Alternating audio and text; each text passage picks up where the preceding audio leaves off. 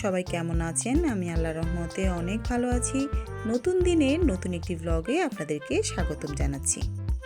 এই গাছটা অনেক দিন ধরে কোনো রকম ফুল দিচ্ছিল না, তো রিসেন্টলি 2-3 দিন ধরে প্রচুর ফুল হচ্ছে গাছটাতে। তো দেখতেও অনেক বেশি ভালো লাগে। সকালবেলা গিয়ে আগে দেখি গাছে কয়টা ফুল ফুটলো। তো সকালে সমস্ত কাজকর্ম শেষ করে সকালের নাস্তা তৈরিতে চলে আসলাম। ডিমের পোচ করেছি আর সাথে ছিল ফ্রোজেন রুটি এবং পরোটা দুটোই। আমরা রুটি খেতে পছন্দ করি, কিন্তু আমার হাজব্যান্ড পরোটা খেতে পছন্দ করে, তাই দু রকমেরই পরোটা এবং রুটি বানিয়ে আমি ফ্রোজেন করে রেখে দিই। যখন যে যেটা খেতে চায় তখন তাকে সেটাই ভেজে দিই। তো সকালে আমাদের জন্য রুটি ভেজে নিচ্ছিলাম আর সাথে ছিল আমার হাজব্যান্ডের জন্য পরোটা। তো গতদিন যেহেতু আমার ননদের বার্থডে ছিল, তো আমরা সারাদিন যা যা খেয়েছিলাম ওর জন্য সব কিছু আমি রেখে দিয়েছি। যেহেতু ও বাসায় ছিল না, ও একটা কাজে ঢাকার বাইরে ছিল, তো এসেছে সকালে। তো সকালে সব খাবারগুলো ওকে গুছিয়ে দিয়ে দিলাম এবং আমাদের ব্রেকফাস্ট করে নিলাম। এর মধ্যে আমার একটা পার্সেল চলে এসেছিলো। আমার শীতকালীন হেয়ার কেয়ারের কিছু প্রোডাক্ট চলে এসেছিলো দারাজ থেকে। আমি আসলে দোকানে খুঁজছিলাম, তো পাচ্ছিলাম না বলে আমি দারাজে এটা আর্জেন্টলি অর্ডার করেছিলাম।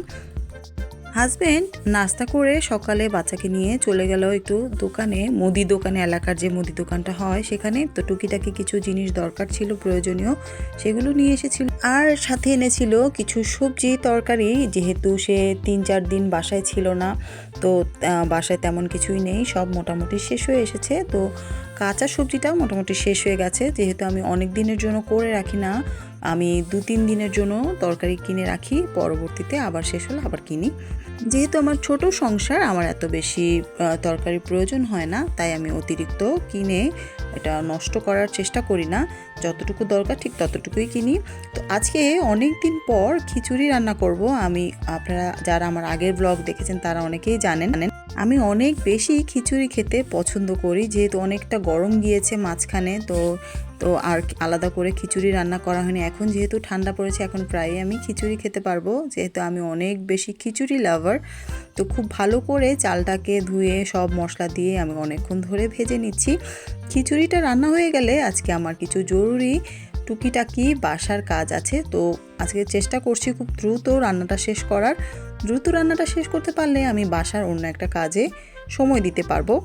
আমি দ্রুত হাতেই সমস্ত রান্নাগুলো কমপ্লিট করে ফেললাম। আজকে তেমন বিশেষ কিছু রান্নার নেই, শুধু খিচুড়ি এবং মুরগির মাংস করব। তো সেটা করতে আমার 45 মিনিটের বেশি সময় লাগার কথা না।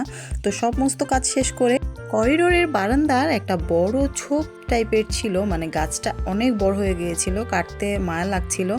তো আজকে এটাকে কেটে দিলাম। তো অনেকটাই আলো বাতাস আসছিল এটা কেটে দেওয়ার পর, কিন্তু অনেক বেশি মনে কষ্ট হয়েছিল আমার। এই ঝোপটা কেটে দেওয়ার পর আকাশ অনেকটাই দেখা যায়, কিন্তু কেন যেন অনেক বেশি এই জানালাটা খালি খালি লাগছিল। তারপরে যাই হোক, কিছুদিনের মধ্যে ইনশাল্লাহ আবার বড় হয়ে যাবে গাছগুলো। তো কেটে অনেকটা ঝোপঝাড় কেটে পরিষ্কার করে ফেলে দিলাম। পুরে খাওয়া দাওয়া শেষ করে একটা পার্সেল রেডি করার ছিল, সেটাকে রেডি করে ফেললাম এবং ডেলিভারি ম্যানের হাতে পৌঁছে দিলাম। সন্ধ্যায় বাচ্চারা কি খাবে, তো ওদের জন্য পাস্তা রেডি করব ভাবছি।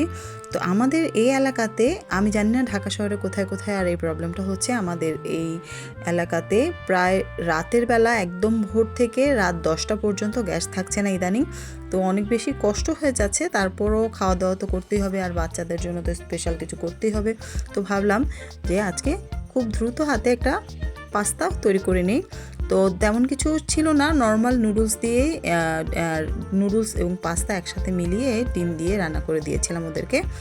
হাজব্যান্ড আবার হাঁটতে বাইরে গিয়েছিল, তো হেঁটে এসে কেউ আসার সময় হাতে করে বিরিয়ানি নিয়ে আসে, আমার এই প্রথম দেখা।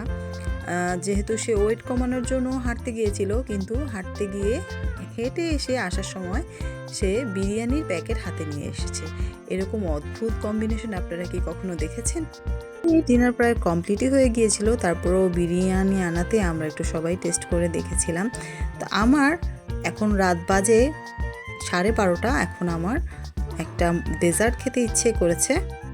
ইউটিউব স্ক্রোল করতে করতে একটা রেসিপি আমার বেশ মনে ধরে গিয়েছিল এবং দেখলাম যে প্রায় উপকরণগুলোই আমার বাসাতেই আছে। তো ভাবলাম এই ডেজার্টটা তৈরি করি। এত মজার, এত টেস্টি এবং সহজেই এই ডেজার্টটা তৈরি করা যায়। আমি যখন ভয়েস ওভার দিচ্ছি তখনও আমার মুখে প্রায় পানি এসে যাচ্ছিল, এত মজা হয়েছিল এই ডেজার্ট রেসিপিটা। আপনারা চাইলে সহজেই বাসায় বানিয়ে ফেলতে পারেন।